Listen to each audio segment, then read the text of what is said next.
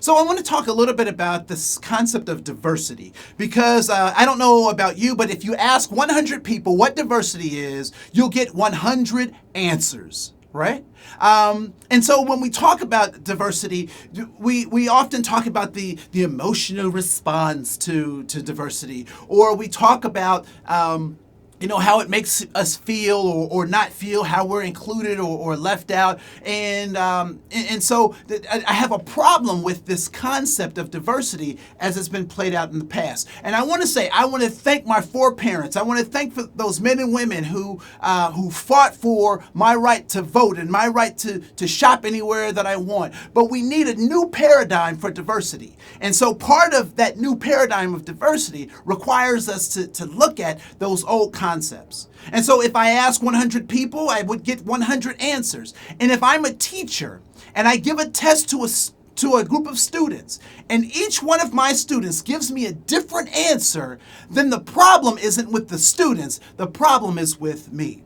And so if people can give us different definitions of what diversity is, it's obvious that as teachers, as people who have worked with these concepts, that we haven't necessarily done a good job, or that it's changed in such a way that we really can't identify what it is in an articulate manner that we're trying to work on. And so I want to talk about this concept of diversity, but I want to talk first about what diversity is not.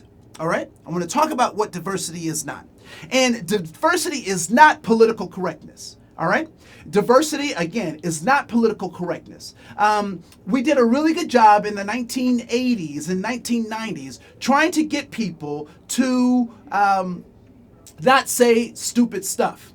However, political correctness has gotten so obtuse, has gotten so far from our original goal that it has actually become a joke.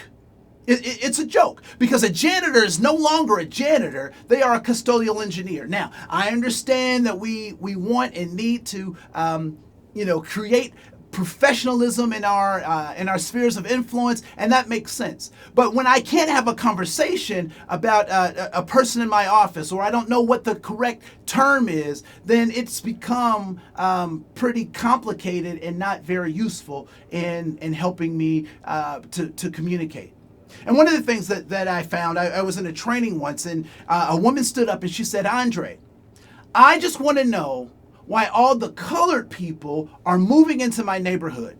And as she stood up and she said those words, the audience, kind of looked back and they were like, and then the other half of the audience that wasn't, inhaling in surprise, had this look on their faces like, "Andre, get her. I know you're going to get her because you're the diversity trainer. Get her because she was wrong." And so as I looked at this woman, one of the things that I noticed when I looked at her, it was very clear that she did not have a lot of stamps in her passport. It was clear that she hadn't gone to the Ivy League schools and had all of this profound education. And so what I saw was a woman who had a question. And she was asking me to answer that question. And so what I did for her was something that I do all the time. I looked her straight in the face, and I only had one responsibility to this woman, and that was to answer her question. Because there are other people in the room who had that same kind of question, who have these kind of conversations, but weren't brave enough to stand up and actually ask the question. And so I honored her by answering her question, because I've also been in contact with people who have had the right words, who speak the King's English. They know the right things to say, but as they're speaking to you, your skin just crawls with disgust because you can hear and feel the darkness in their heart. So diversity is not about political correctness. It's also not about black and white. And when I talk about black and white, I mean not just the racial construct that we've invented, but also the metaphor of being absolutes, that it's about being absolutely correct or absolutely wrong. And so what I would say is that diversity is about that gray area that we try to find how we can connect and work with one another. Diversity is also not about blame, fault, or guilt. Oftentimes, when people have the conversations about diversity, they are moved either by blame or shame or fault or guilt. And so I asked this question, does your car have blind spots? And typically the answer is yes, that your car does have blind spots. And it's typically, to your left and right over your shoulders. Sometimes it's in the back. You have blind spots all over the place. And are those blind spots your fault? And my answer to that would also be no, it's not your fault. However, it is your responsibility.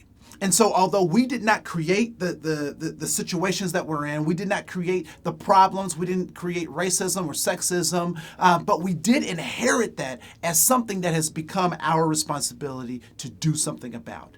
And so diversity is not about it's not about political correctness. It's not about black and white. It's not about blame, fault, or guilt. And it's not therapy. A lot of times people get into diversity trainings, they get into diversity discussions, and the trainers themselves tout themselves as being, professional therapists, and that it wasn't an effective session unless I was able to get someone to cry, or if someone wasn't able to express their all of their, emotional baggage in the session. And so I would say that diversity training is not about therapy. And it's also not about meritocracy. And meritocracy is the concept that if you work hard enough, you can be just like me. Now, what's the problem with meritocracy? Well, on its surface, it sounds like a really good idea, that if everyone just worked and did their part, we could all share in the same bounty. But the truth of the matter is this, that we don't all start off the same, and we have different abilities and different things that we're responsible for. So, working hard enough is not always the answer. Some of the hardest working people that I know are poor people. And some of the folks that don't work so hard are people of means or with wealth. And so meritocracy is not the answer. So what is the answer? The answer is very simple, that diversity is not about black and white. It is not about, political correctness. It's not about blame, fault, and guilt. And lastly, diversity is not about tolerance. Now, when I say diversity is not about tolerance, people get really nervous because there are websites, there are museums dedicated, there are books. We've taught our kids about tolerance, and so we expect that they will be tolerant.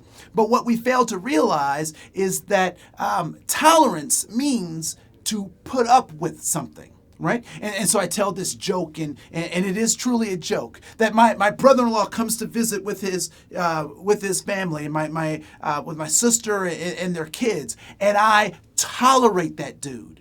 And why do I tolerate them? And typically, people come up with the answers that you tolerate him because you love your sister. You tolerate him because you love your nieces and nephews because he's your brother-in-law and all that. And I want to tell you the truth about that joke, which is that I tolerate my brother-in-law, or I tolerate people in my life because I know when they will leave.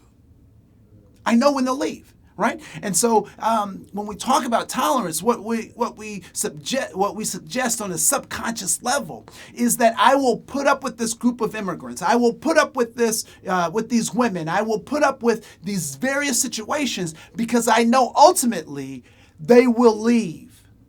But I have to say, folks, if we look at our culture and we look at our communities, are our communities getting less diverse? Are our human relations getting less complicated? And my answer would be no.